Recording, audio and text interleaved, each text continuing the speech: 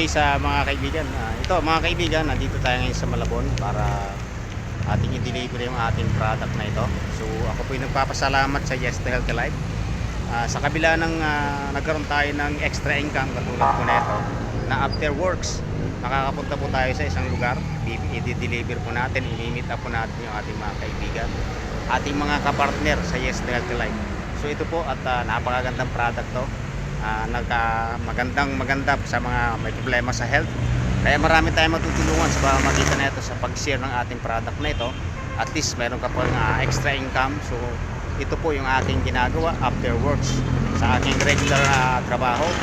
Ito pong ginagawa ko para magkaroon tayo ng extra income na pag-push ng ating product ng Yes to Healthy Life. So maraming salamat po. More power sa Yes to Healthy Life.